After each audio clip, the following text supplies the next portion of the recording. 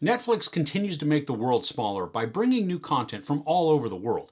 This time, it's the Turkish drama Paper Lives. Should you be adding this one to your watch list or skipping it altogether?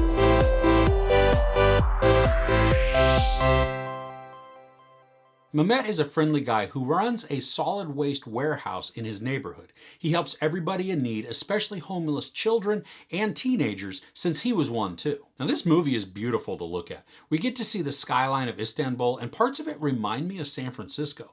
But we also get to see the destitute sides, where homeless kids congregate and people are holed up, sometimes 8 or more to a room, in order to have a place to sleep. I wish we could have seen more of the grandeur of the city because it would provide even more of a contrast for the setting of the story that they're laying out for us. When we first meet Mehmet, he's dirty and grimy, but looks aren't always giving the whole truth. I love the character of Mehmet in this. He's generous, self-sacrificing, empathetic, but he's also got this fiery side when it comes to justice towards others. We learn he's got a medical condition and he's saving up money to cover the cost of what he needs to be done. Mehmet has a best friend, Gonzi, whom he calls brother, and they have an interesting dynamic, but it's pretty much how a relationship between brothers can be. You know, one minute you're tight and the other you're yelling at each other, and then you're back to being good. Mehmet also has an uncle who's an older guy who took care of him when he was younger and showed him how to collect valuable solid wastes that earn the most money from recycling. Towards the beginning of the movie, and really the whole impetus for the story,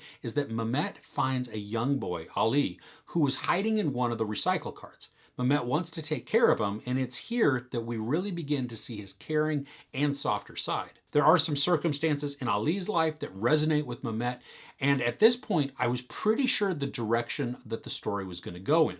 In my head, it would be depressing, but it was going to be noble. At one point, too, I thought the story was going to delve into a socioeconomic type of commentary, but it pretty much strayed away from that angle.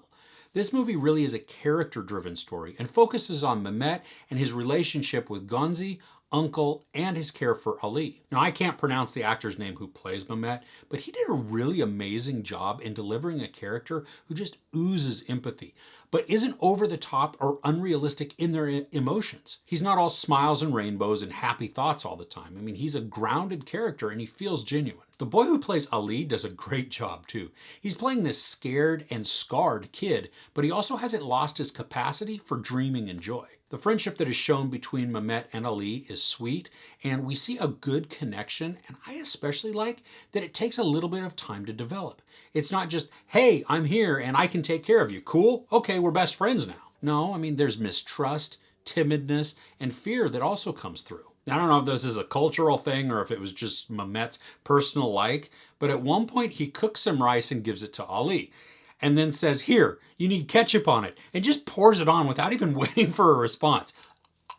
I just barfed a little in my mouth when I saw that. I mean, more power to you if you like ketchup on your rice, but not on mine. Thank you very much. Ugh. Even though there's a lot of struggle that is shown in this, homeless kids struggling to survive, kids getting stoned to cope, and even just the daily routine of sifting through trash to collect cardboard, there are some areas of joy and hope. While the name of this is now Paper Lives, it did have the name of Struggle Alley, and both are fitting as the fate of some of the players sits on an edge as thin as paper. I mean, one day they are feasting and another on the brink of death. And like I said, we see so much struggle from the characters in order to survive. Mehmet has had the choice to let his childhood drag him down or use it as an inspiration to help others. And we get to see some great scenes where we watch Mehmet as the caretaker. And those scenes I thought were heartwarming and kind, but even within those, there are some gut punch lines of dialogue that are crushing and they're tough to hear. The cinematography is great as we're taken through the streets of Istanbul and into the seedier parts of the city. And I like how it reinforces the world in which Mehmet lives and functions, but it also doesn't define him. Now, the musical score and soundtrack in this are a little uneven. There are times where the music fits really well with what we're being shown, and at other times, it just feels really out of place. We'd be watching a scene that was more dramatic, but this whimsical, almost circus-like score is playing over it.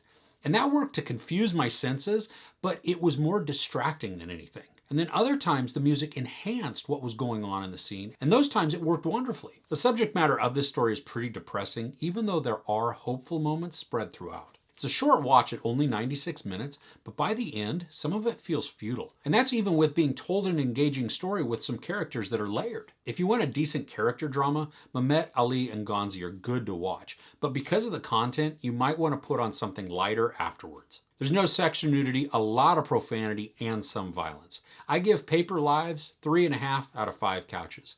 So what's a good character drama you've seen recently? Let me know what it is in the comments below. If you enjoyed this review, please give it a like. Also, don't forget to share and subscribe. I'm Chris. This is Movies and Munchies. Thanks for catching with me.